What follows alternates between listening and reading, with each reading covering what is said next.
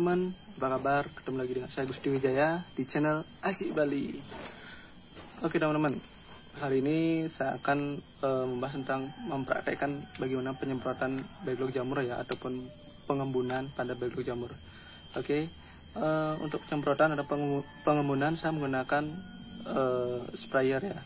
Sprayer itu ada yang harga ring 20-35 ribu. Jadi itu sprayernya ini tongkat dan pakai botol minuman bersoda ya. Itu tinggal dipompa, semprot. Itu untuk kapasitas backlog yang 500 backlog masih bisa lah begitu ya nyemprotnya. Nah, untuk 500 backlog itu pakai kapasitas itu, penyemprotannya ya ratnya ringnya 20-35 ribu. Dia ringnya kayak stick ya, tapi bisa dipompa. Itu ada di toko pertanian.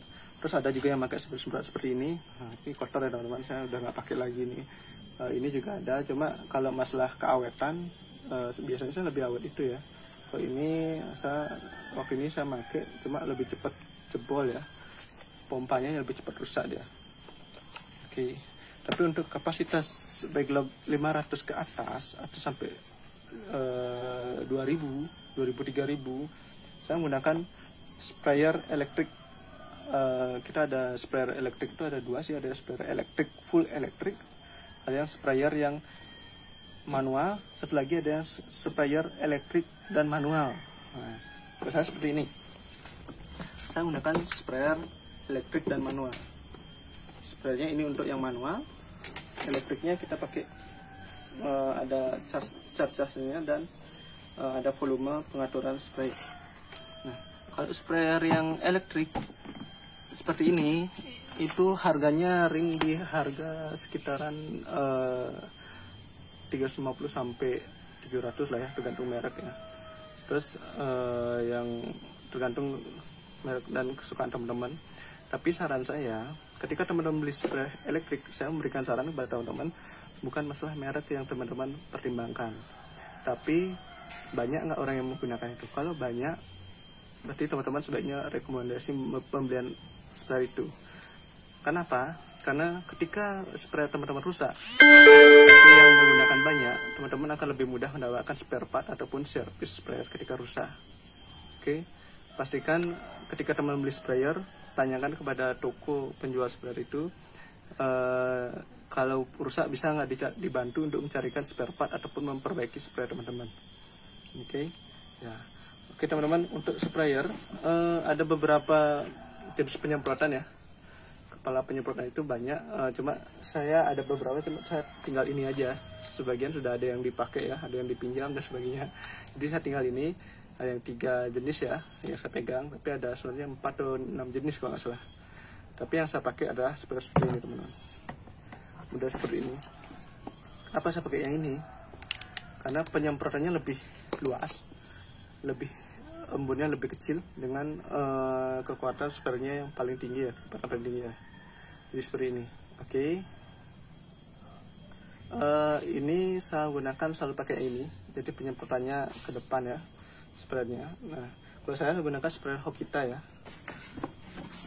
seperti ini. Tapi tergantung teman-teman nanti sprayernya sesuai dengan kebutuhan, dan banyak gunakan sana, dan pastikan spare part dan servisnya ada di sana. Oke. Nah, langsung saja saya akan praktekkan penyemprotan backlog jamur pengembunan.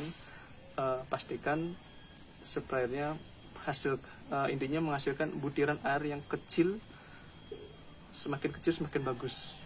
Oke, jadi perlu tekanan airnya yang besar ya, agar menghasilkan butiran airnya lebih kecil. Oke teman-teman, kita akan praktekkan cara penyemprotan. Oke, saya akan isi tangki sprayer saya dengan air dulu. Oh ya teman-teman, untuk penyemprotan satu tangki ini kurang lebih isinya 18 liter fullnya ya teman-teman. Untuk isi satu tangki ini biasanya saya menggunakan untuk kapasitas 1.500 sampai 2.000 backlog. Jadi tergantung cuaca ya. Kalau emang cuacanya basah, saya paling tangki ini 2.000 itu nggak habis ya. Tapi kalau cuacanya panas, biasanya saya banyak pengembunan itu satu tangki ini cuma 1.500 backlog estimasi. Tapi kalau cuacanya basah. Setinggi ini sampai 2000 backlog. Jadi penyemprotannya sih kita kasih jarak ya. Jadi kita cari embunnya, bukan semprot sampai basah sekali backlog itu bukan. Tapi kita lebih ke embunnya. Jadi penyemprotan itu lebih diutamakan dari atas dulu, rak paling atas, baru nanti ke bawah. Kenapa? Ketika penyemprot rak paling atas, itu airnya akan netes ke turun. Jadi backlog yang di bawah itu akan lebih banyak kena air. Makanya saya utamakan semprot lebih banyak ke rak paling atas karena akan lebih rentan basah. Maksudnya lebih rentan kering backlog paling atas, dan rak paling bawah lebih rentan basah. Kalau memang cuacanya panas, kita bantu dengan penyemprotan di lantai juga. Kita nyemprot biasa aja pakai selang ya. Tapi kalau emang cuacanya basah sekali, biasanya saya kadang-kadang tidak melakukan pengembunan, tapi penyemprotan di lantai saja. Tergantung sekarang teman-teman budidaya ataupun kumbungnya posisi di mana. Ke daerah pegunungan biasanya lebih basah ya, tapi kalau di daerah agak ke laut atau lebih datar, biasanya penyemprotan harus lebih ekstra. Oke teman-teman, sambil menunggu kita akan isi air ini, tangki ini sampai penuh ya. Saya isinya ini 18 liter. Ini bisa kalau saya hari ini nyemprot cuaca agak basah, paling ini saya pakai 1005 backlog. Oke, ini sudah penuh. Sekarang tutup. Kita akan siap-siap untuk penyemprotan. Oke teman-teman, yuk kita mulai penyemprotan. Nah, untuk penyemprotan teman-teman semprot dari paling ujung ya. Jadi teman-teman bergerak mundur. Bergerak mundur tujuannya agar teman-teman tidak basah ya. Apalagi kalau teman-teman melakukan penyemprotan dengan menggunakan pestisida. Jadi teman-teman harus bergerak mundur. Oke teman-teman, kita mulai ya. Saya menggunakan volume paling keras ya. Di sini tangkinya saya setel penyemprotan yang maksimal, jadi akan masukkan butiran air lebih kecil. Oke teman, let's go.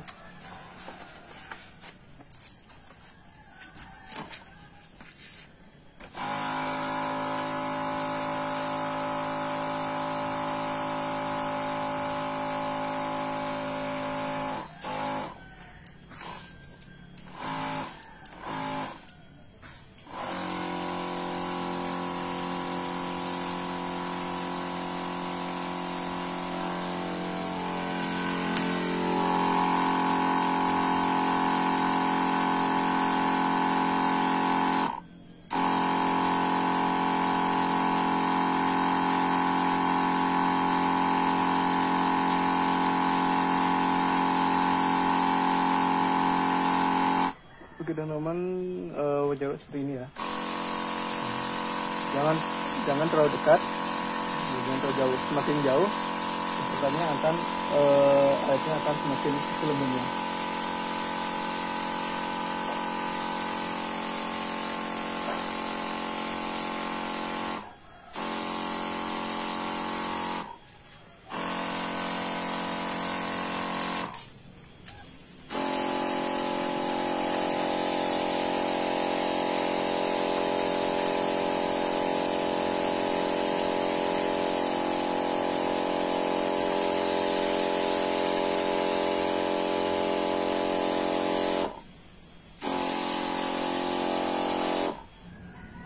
Oke teman-teman, demikian dari cara penyemprotan backlog jamur tiram ya.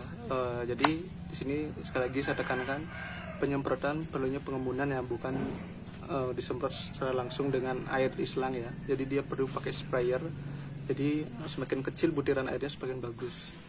Nah, kalau daerahnya panas, pastikan penyemprotannya lebih banyak dan lantai juga disiram ya teman-teman.